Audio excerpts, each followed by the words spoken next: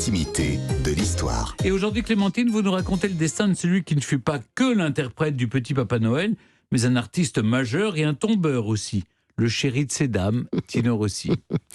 Est-ce que vous avez déjà été à Loris, dans le Vaucluse, et c'est là, à Loris, que le 14 septembre 1930, pour la première fois, Tino Rossi chantait en public. Il y a une plaque commémorative dans ce lieu. Il était tout jeune d'ailleurs, il avait 23 ans. 23 ans, mais il était déjà marié 2 fois et père de famille.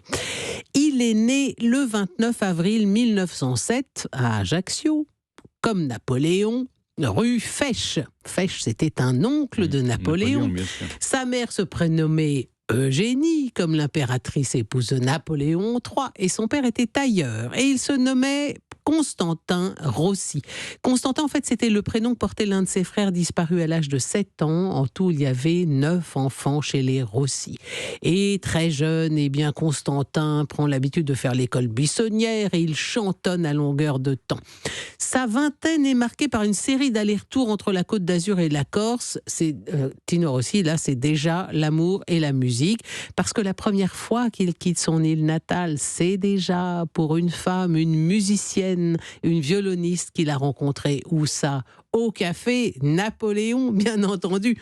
Il l'épouse, il devient père, donc très très jeune, mais comme ils n'arrivent pas à s'en sortir, ils finissent par se séparer. Alors retour en Corse de Constantin, qui rencontre sa seconde femme, tout ça avant l'âge de 23 ans, je le disais. Il devient changeur dans un casino, mais le casino est victime d'un incendie. Alors hop, il retourne sur le continent, à Marseille, et là il a quand même fait tous les métiers dans sa jeunesse. Il était voiturier, plongeur, portier de nuit dans des clubs. Et oui, il a mangé de la vache enragée. Et dans ces années difficiles, son seul vrai plaisir, c'est d'aller pousser la chansonnette dans un petit bistrot où il retrouve des compatriotes corses. Et c'est comme ça qu'il se fait repérer par un producteur de tournée qui le met sur les planches des petites scènes provençales en le présentant comme le roi des chanteurs de charme. Et oui, le qualificatif d'empereur avait déjà été pris par un autre Corse avant lui. Donc le roi des chanteurs de charme. Et Constantin choisi son nom de scène. Et alors, comment est-ce qu'il a fait ? Il a pris les 2 dernières syllabes de son prénom, qui est prononcé à la Corse, ça donne Constantino, Tino, voilà. Vous savez que c'était ça, Tino Rossi, la fin de Constantin. Oui, vous adorez. Mais tous les Grecs qui s'appellent Constantin on les appelle Tino. Voilà. Ah, pour une fois, votre amour des Cyclades nous est utile. Exactement. Dans cette émission. Alors, les débuts de Tino Rossi sont émaillés de toutes sortes de hasards heureux. Par exemple, un jour, en 32, il est à Marseille, il fait graver sa voix sur un disque en fer blanc pour offrir le disque à sa maman. Et au moment où il fait ça, il y a un représentant d'une maison de disques qui est là et qui l'entend et qui lui dit écoutez, puisque moi j'aime bien ce que vous faites, on va enregistrer un premier disque. Ce sera le premier disque de chansons corse jamais gravé. Oui, ça n'est pas les chants polyphoniques corse, c'est Tino Rossi à Marseille en 32 qui chante notamment Oh Ciucciarella et Nini Nana. Mais enfin, le vrai démarrage de Tino Rossi, c'est son engagement en mars 33 comme ténorino, ce petit ténor à l'Alcazar, puis au Théâtre des Variétés, toujours à Marseille. Et il va cartonner, il fait un contrat avec Columbia. Premier tube, Marilou, suivi d'un autre titre que vous devez connaître, Stéphane, Venise et Bretagne, si on peut en entendre quelques notes. Venise la belle, la d'immense lagune, des masques de velours. Et vous savez pourquoi vous devriez le connaître ? Parce que la reine Elisabeth II disait que cette chanson avait enchanté son enfance. Oui. Elle adorait Venise et Bretagne. Et oui, ajoutez à votre playlist d'urgence, oui. Stéphane.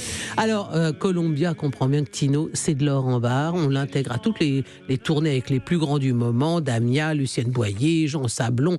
Mais c'est dans le spectacle au Casino de Paris, intitulé Parade de France, un spectacle qui est consacré au folklore des provinces, que Tino va commencer à camper le chanteur corse de carte postale. Là, il fait un triomphe avec « Oh Corse, île d'amour ».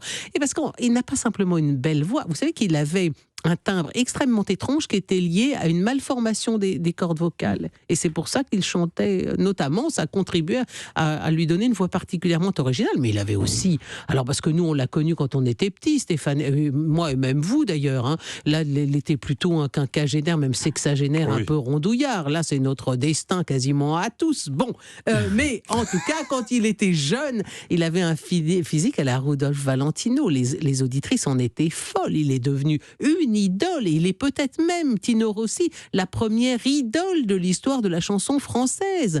Alors voilà, évidemment, avec sa voix de velours, son physique de jeune premier, il va commencer à faire du cinéma, mais il n'oublie pas d'où il vient. Est-ce que vous saviez, par exemple, qu'en 1936, pendant le Front populaire, il est allé chanter pour les grévistes des Galeries Lafayette. Et pendant la guerre, il a refusé d'enregistrer Maréchal Nous voilà. Il a caché dans son orchestre en tant que pianiste le compositeur juif polonais Norbert Glanzberg, qui deviendra son accompagnateur après-guerre. Et quand Glanzberg a été emprisonné, c'est Tino Rossi qui est parvenu à le faire évader de prison.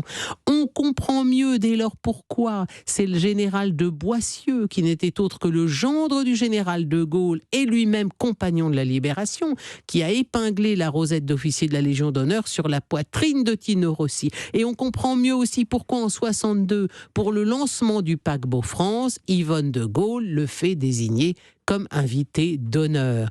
Alors évidemment, on en a gardé bien sûr aussi Petit Papa Noël, parce qu'il l'interprète pour la première fois en 1948, mais c'est la chanson française la plus vendue au monde. On estime qu'elle s'est vendue entre 30 et 40 millions d'exemplaires.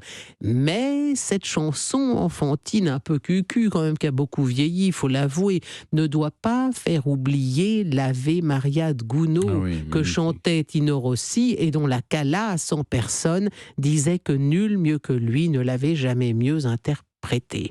Voilà donc, telle fut philosophie, mais oui, Tino Rossi, grand artiste et grand monsieur, et comme la première idole de la chanson française, ses obsèques ont eu lieu à la Madeleine. Est-ce que ça vous rappelle pas quelqu'un d'autre, hein?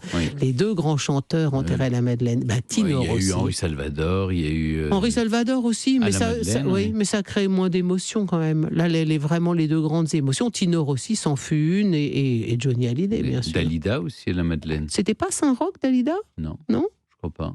Évidemment, vous assistez à toutes les obsèques des people chanteurs du monde. Il les commande, ça n'a rien à voir. Je ne sais plus qui avait dit ça. L'expression m'est restée. Merci beaucoup, Clémentine.